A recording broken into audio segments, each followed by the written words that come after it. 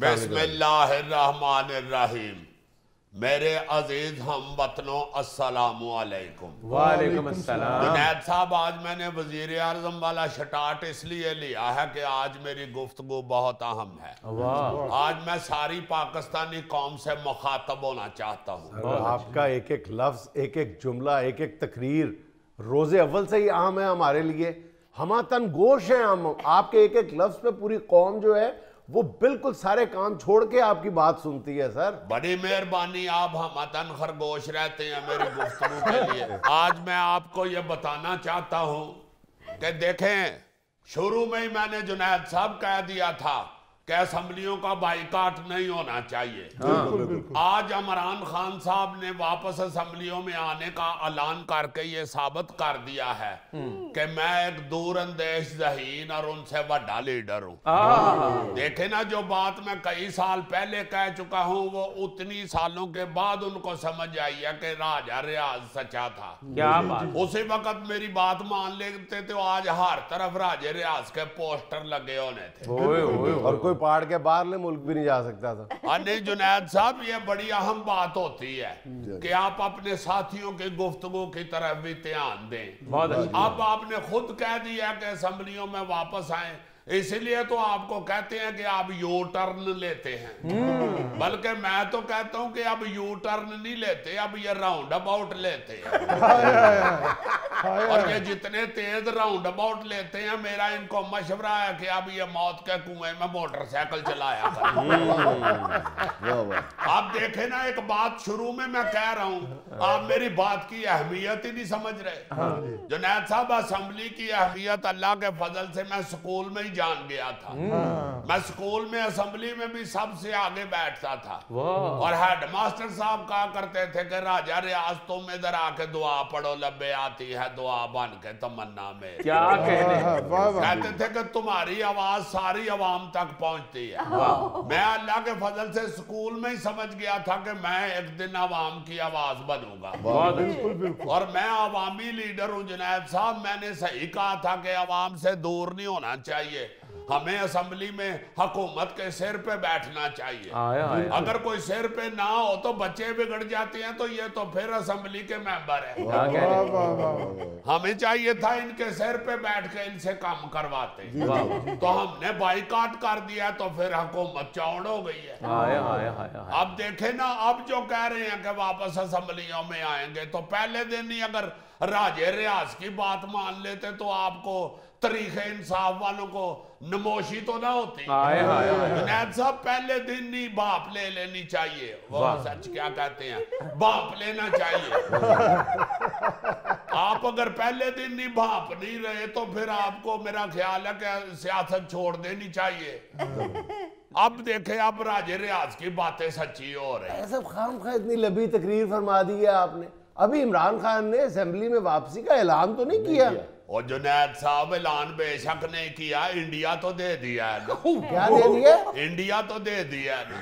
क्या दे दिया सर? वो जो इंडिया दे देते हैं। इंडिया नहीं सर, इंडिया इंडिया। वो वही जुनैद साहब, निकी जी ऊपर से तोएं लग गई है तो आपने रटा डाल लिया। आप भी मुझे तरीके इंसाफ के लगते हैं। छोटी छोटी तोएं पे ओए तोए नहीं करना शुरू हो जाते। सर इंडिया अलिफ से है, इंडिया ऐन से है।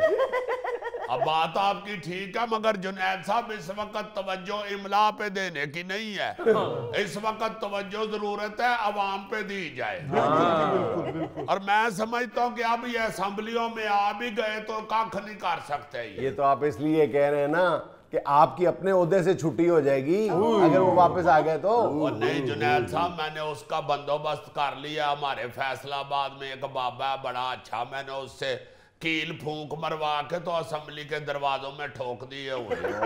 एक तरफ आप कह रहे हैं कि मैं उनको दिल की अथाह गहराइयों से खुश आमदेद कहूंगा, सीट उनके लिए खाली कर दूंगा, उनको वेलकम।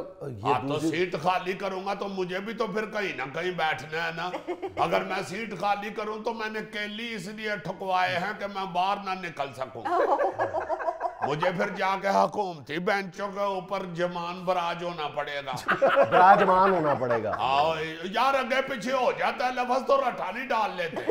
वो बराजमान हो या जमान बराज हो, समझ तो आ रही है। जितनी ट्रैफिक है अगे पीछे हो जाता बंदा।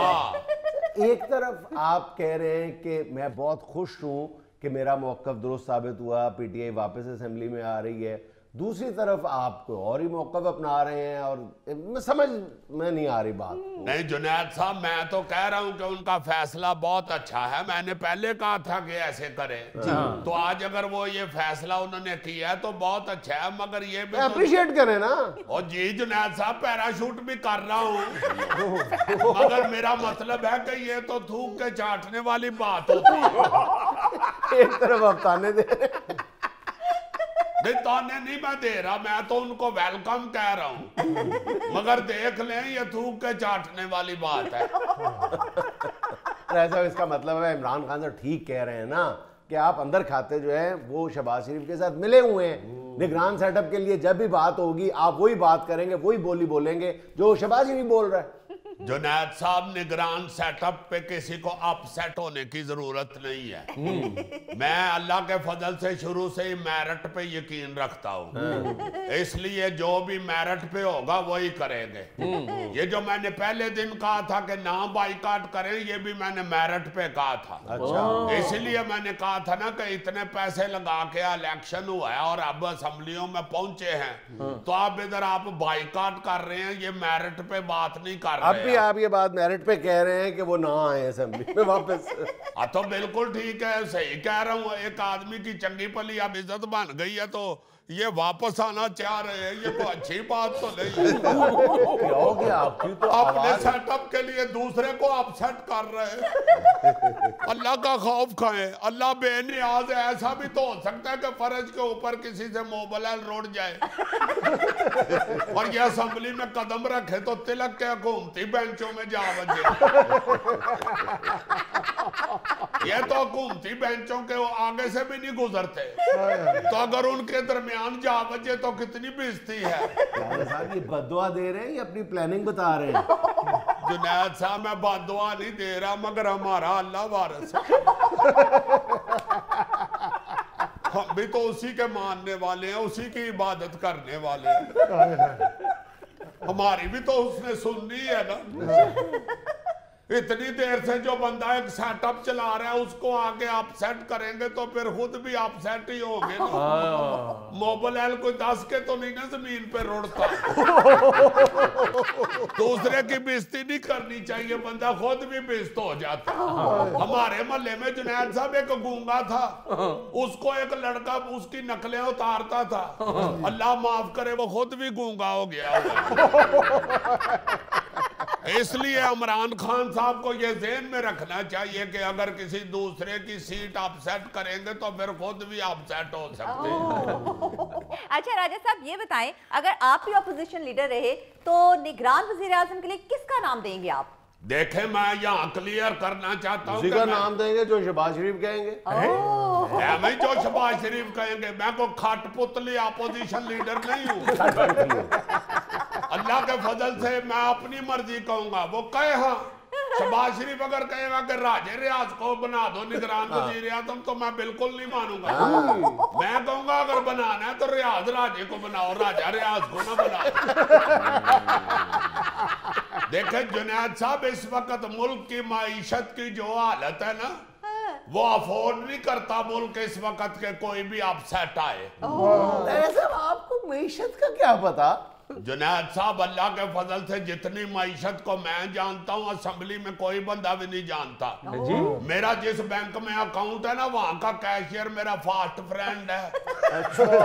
24 घंटे नोट गिनता है, उससे ज्यादा माईशत को कौन समझता है?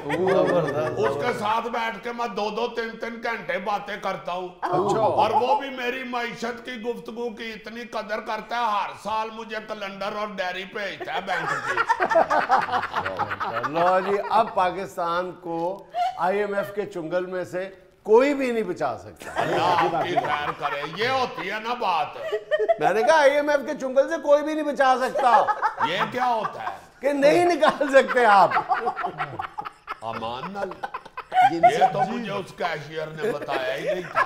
वाह वाह वाह ਰਾਜਾ ਸਾਹਿਬ ਅੱਜ ਜਿਹੜੀ ਤੁਸੀਂ ਤਕਰੀਰ ਕੀਤੀ ਹੈ ਅੱਜ ਜਿਹੜੇ ਤੁਸੀਂ ਬੋਲੇ ਨੇ ਓਏ ਹੋਏ ਤੇ ਵਿੱਚ ਹਲਕਾ ਜਿਹਾ ਜਿਹੜਾ ਰੋਏ ਹੋ ਕੋਈ ਚੇਂਜਿੰਗ ਆਉਣ ਵਾਲੀ ਜੇ ਪੱਕ देखो गौरी साहब रोता को खुद नहीं है, रोना निकल जाता है जब अवाम की हालत देखता है ना। मुझ जैसा अवामी लीडर जो अवाम की आवाज हो, वो अवाम की हालत देख के अगर उसके आंसू नहीं निकलेंगे तो और क्या हो। आपके आंसू रायगा नहीं जाएंगे राजा साहब, हम भी 4 साल से रो रहे हैं।